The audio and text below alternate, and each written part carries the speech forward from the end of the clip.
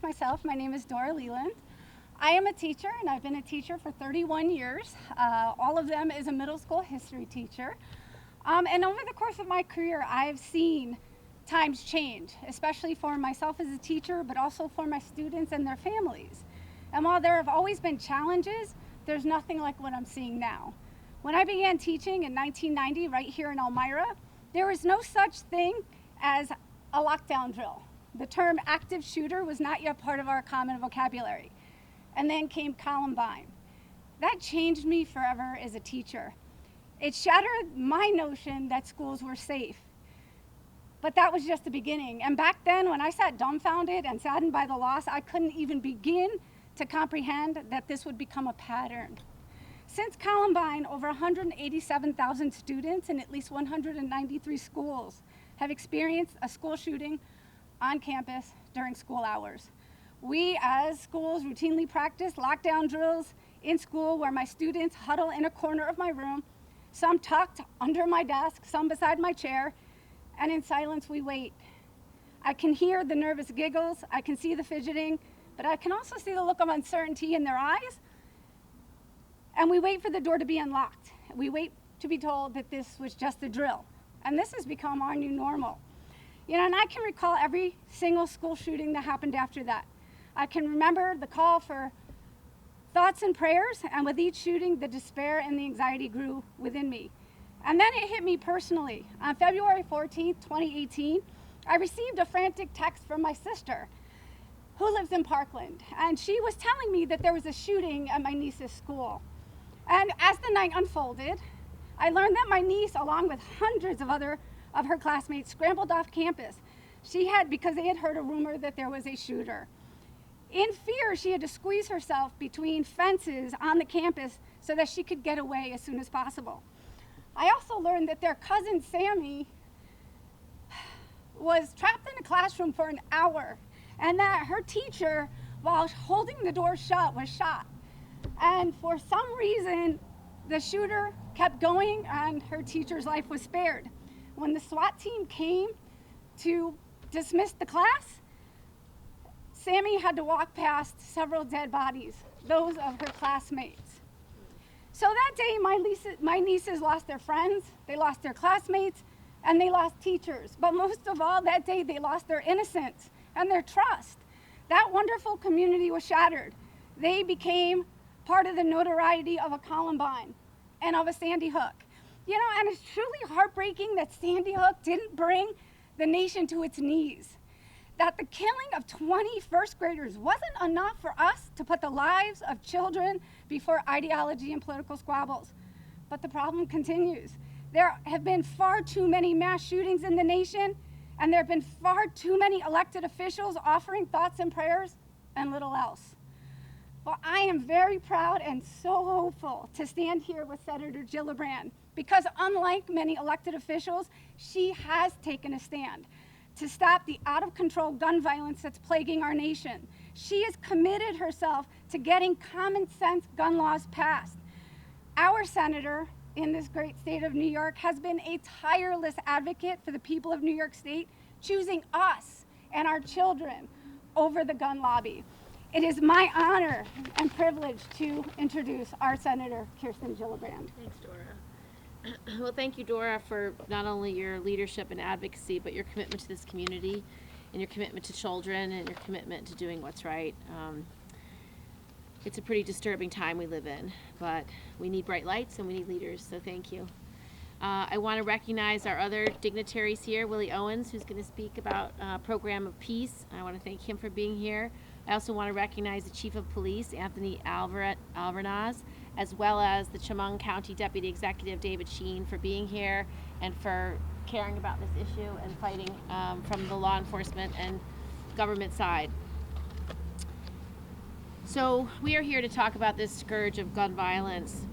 Last year, more than 5,000 kids were shot nationwide. This year, firearm deaths are up 13%. And more children and teens have been shot at this point than ever before in the year. Here in New York, there are more than 800 gun deaths every year. These are horrifying statistics, but more horrifying is the notion that each one is a life lost, is a family shattered, and a community affected deeply. Each one was a friend, a member of a family, a neighbor. We've seen the rise in gun violence across the state, including here in Elmira. Last weekend, the police here responded to 3 shootings within hours of each other. We have to take action. We know that 74% of the guns used in crimes in New York are trafficked from out of state. These guns that travel up the iron pipeline along I-95 from states like Florida and Georgia, and from right across the border in Pennsylvania, where gun laws are far less strict. The percentage of illegally trafficked guns in New York State has continued to grow in recent years, but I refuse to believe we cannot stop the flow of these illegal weapons into New York. I've been working to address gun trafficking for more than a decade. In 2009, I met a mom named Jennifer Pryor. She told me about her beautiful, brilliant daughter, Nyasia, who had just graduated high school. She was with her friends at a dance to celebrate their graduation. She was hoping to go to Penn State. Her life was shattered, and she was killed when a stray bullet hit her in the head. I met with that class, and I met with her parents, and I can tell you, when you look into the eyes of a mother and father who have lost their child, it's a sadness that can't be compared. The man who shot Nyasia and killed her had a weapon that was illegal and that was trafficked from out of state.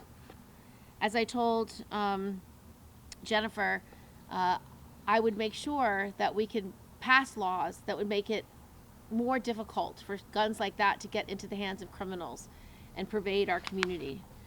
We have to work across the aisle and across federal, state, and local government to pass common sense gun reform, to get illegally trafficked guns off our street.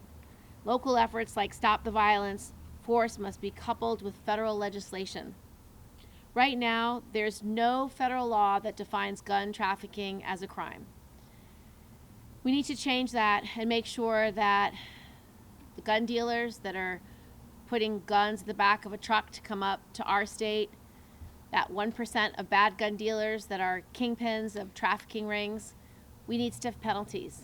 And under my legislation, you'd be able to convict them and sentence them to 25 years. We need to show that this is a crime that destroys lives and destroys communities. This bill will amend the federal code and make sure that trafficking federal and firearms is a federal crimes and establish both fines and penalties for those who participate. It's common sense legislation, it's bipartisan legislation, and it is a piece of legislation that is long past due. I'd like to now introduce Willie Owens, Program of Peace. Thank you. My name is Willie. I'm co-founder of Program of Peace. Troy and myself started in 2009. We're in the process of doing a Stop the Violence event with the help of the Chief Alvarez, the mayor,